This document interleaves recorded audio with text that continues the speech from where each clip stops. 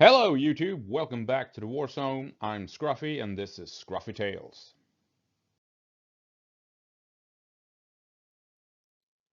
And we will now explore very briefly the Swedish tactics of gå på and 300 years of successfully charging into the enemy.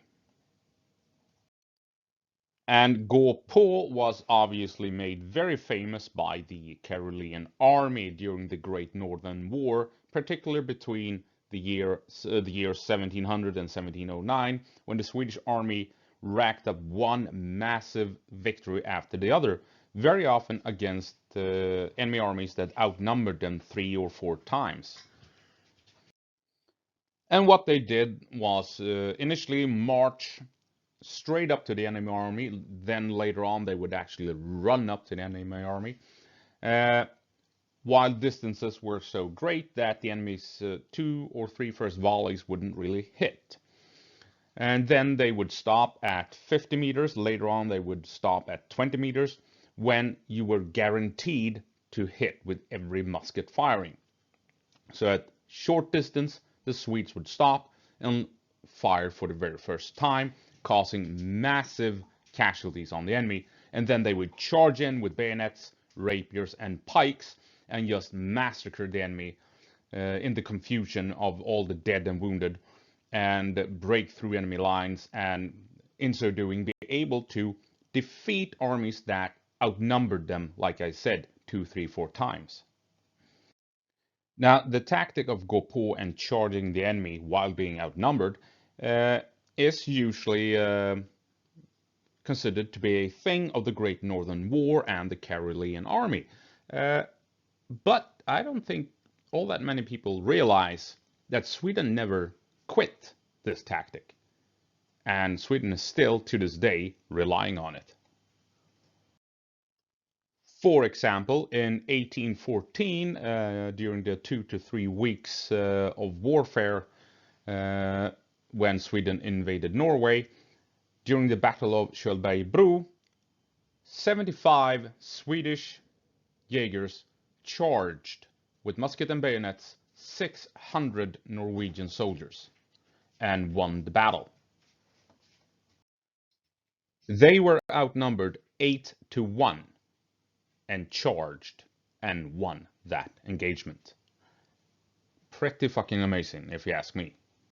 And then you have the Winter War, when the Soviet Union invaded Finland, and thousands of Swedes volunteered to fight for the Finns.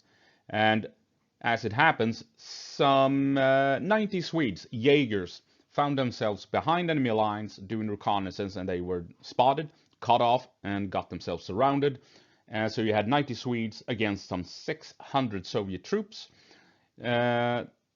After a 5-hour-long firefight, the Swedes had run out of ammunition, and their only chance of defeating the Soviets and returning to friendly lines was to fix bayonets and charge the Soviet troops.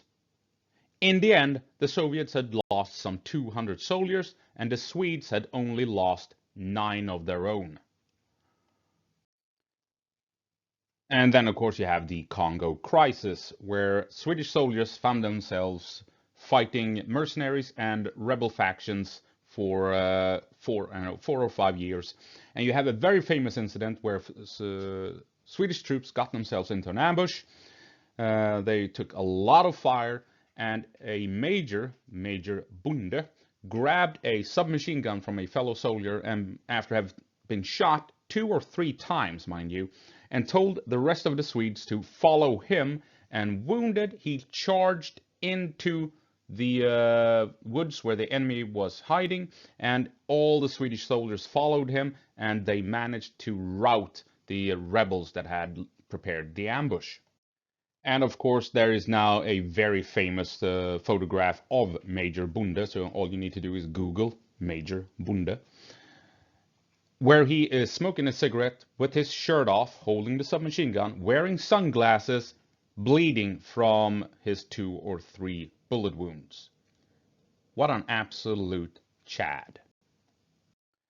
You had other occasions where Swedish troops were engaged fighting superior enemy forces. including going into the jungle with helicopters, jumping out of the helicopters with 3 or 4 guys facing down hundreds, maybe even thousands of native hostiles. There's a link down below to a mission detailing such actions. And gå på, or gå på marsch, is still being used by the Swedish military to this day.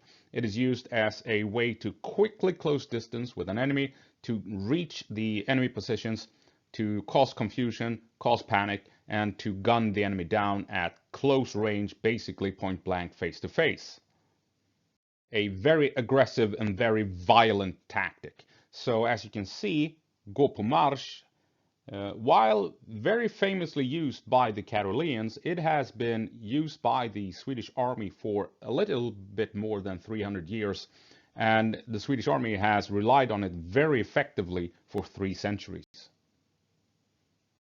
And if you check the links down below, I have a couple of videos dealing with when Swedish soldiers have relied on gå på to take the fight to the enemy despite being outnumbered. We have the Kölberg Bridge, we have the Grostem Raid, that is when the Jaegers were found behind enemy lines during the Winter War, and then we have Operation Jadex 1, detailing the Congo crisis when we have a couple of Swedish soldiers partaking in a mission to rescue missionaries from being savagely killed by cannibals.